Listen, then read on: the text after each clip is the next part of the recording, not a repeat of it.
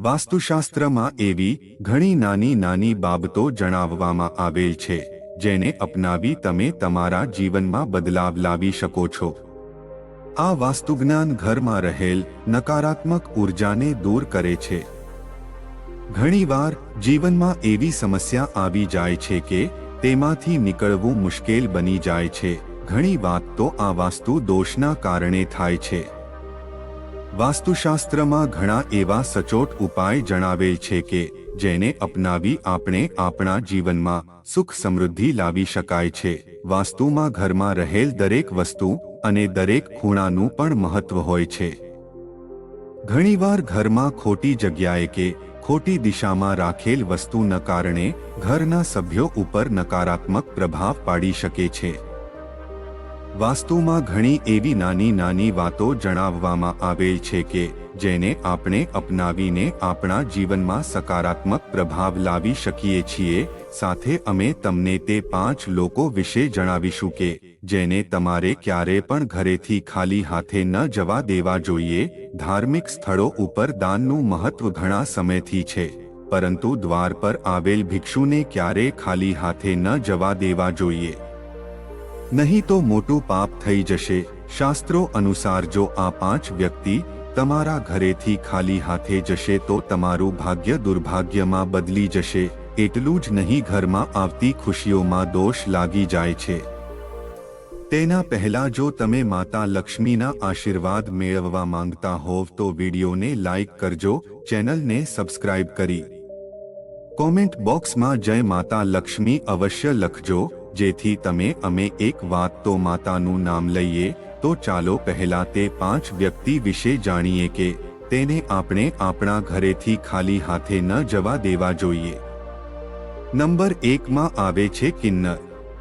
મિત્રો, જ્યોતિષશાસ્ત્ર અનુસાર કિન્નરોને બુધ ગ્રહનું પ્રતીક માનવામાં આવે છે। એટલું જ નહીં પણ તેમની સાથે કરેલ વ્યવહાર આપણા જીવન ઉપર મોટો પ્રભાવ પાડી શકે છે। એટલા માટે ભૂલથી પણ ક્યારે આપને કિન્નરોનું અપમાન ન કરવું જોઈએ। ભલે તમે તેને દાન ન આપો, કોઈ દક્ષિણા ન આપો, પણ તેને ક્યારે અપશબ્દો ન કહેવા જોઈએ। આમ તો ધાર્મિક માન્યતા છે કે જો કિન્નરોને લીલા રંગના વસ્ત્ર કે પછી લીલા રંગની કોઈ પણ વસ્તુનું દાન કરો તો તે ખૂબ જ શુભ માનવામાં આવે છે। આમ કરવાથી જીવનમાં સુખ સમૃદ્ધિ આવે છે, પરંતુ તેમનું અપમાન કરવાથી બુધ ગ્રહ ખરાબ થાય છે અને ઘણા પ્રકારની માનસિક અને શારીરિક સમસ્યાનો સામનો કરવો પડી શકે છે। નંબર 2, સંતો મહાત્માનું। જ્યોતિષશાસ્ત્ર અનુસાર જો તમારા દરવાજે કોઈ સંત મહાત્મા આવે તો તેમની સાથે હંમેશા સારી રીતે વ્યવહાર કરવો જોઈએ।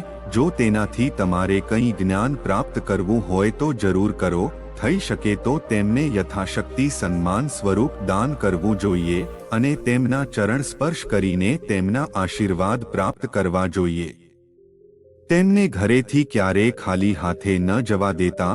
માનવામાં આવે છે કે કોઈ પણ સંત મહાત્મા ઘરના દરવાજેથી ખાલી હાથ જાય છે તો તેને જીવનભર દુઃખ અને તકલીફોનો જ સામનો કરવો પડે છે। નંબર 3, ભિક્ષુ। ઘણી વાર એવું નિહાળવામાં આવ્યું છે કે ઘરે આવેલ ભીખ માંગવા આવેલ ભિક્ષુને લોકો તિરસ્કાર કરી દે છે અને તો ઘણીવાર 2-4 મહેનત કરવાની વાતો સંભળાવીને ભાષણ આપે છે। પરંતુ ધર્મશાસ્ત્રમાં માનીએ તો તમે કોઈને દાન કરો કે ન કરો, પરંતુ તેમને દુત્કાર ક્યારેય ન કરવો। તેમ કરવાથી આપણી સંચિત પૂર્ણ પણ નષ્ટ થઈ જાય છે। એટલા માટે ધર્મશાસ્ત્ર અનુસાર આપણા ઘરે માંગવા આવેલ વ્યક્તિને ખાલી હાથે ન જવા દેવા જોઈએ। તમારી યથાશક્તિ અનુસાર તેમને જરૂર દાન દેવું જોઈએ। નંબર 4, દિવ્યાંગ। જ્યોતિષશાસ્ત્રમાં જણાવેલ છે કે કુંડળીમાં શનિ દોષ હોય, જીવનમાં દુઃખ તકલીફથી ઘેરાયેલ રહો છો। ઘણીવાર જીવનમાં એવું થાય છે કે આપણે બધું જ સાચું કરી રહ્યા હોઈએ છીએ, તેમ છતાં પણ જીવનમાં દુઃખ દરિદ્રતા દૂર થવાનું નામ જ નથી લેતું। તો તમારે ધ્યાન આપવું જોઈએ કે તમારા ઘરે આવેલ કોઈ પણ વ્યક્તિ ખાલી હાથે તો નથી જઈ રહ્યો ને।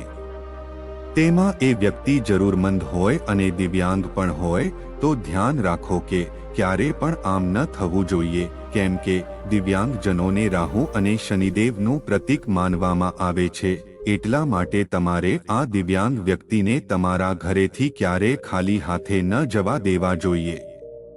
નંબર 5, બહેન દીકરીઓને વિવાહ પછી જ્યારે પણ બહેન કે દીકરી ઘરે આવે તો તેમનું સારી રીતે ધ્યાન રાખવું જોઈએ. તેમના ભાગ્યથી જ તમારી કિસ્મત પણ ચમકી શકે છે. બહેન દીકરીને ક્યારે ખાલી હાથે વિદાય ન કરો. તેના સિવાય જો તમારા કોઈ ધાર્મિક કે આધ્યાત્મિક ગુરુ છે અને તે તમારા ઘરે આવે છે તો તેમનું વિધિ વિધાનથી સન્માન કરવું, પગ પકડીને તેમના આશીર્વાદ લેવા અને વસ્ત્ર દક્ષિણા આપીને તેમણે વિદા કરવા જોઈએ.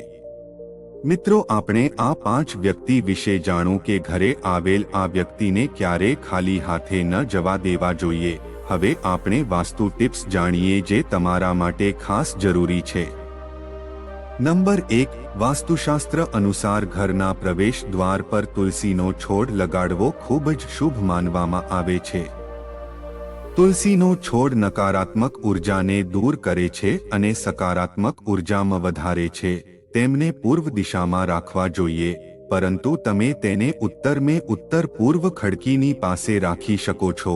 નંબર 2, વાસ્તુ અનુસાર ઘરના મુખ્ય દ્વાર પર ક્યારે બૂટ ચપ્પલ ન રાખવા જોઈએ. જો તમારી પાસે જગ્યા ન હોય તો અને તમારા મુખ્ય દ્વાર પર બૂટ ચપ્પલ રાખવા મજબૂરી હોય તો તેમને ક્યારે ખુલ્લા ન રાખો.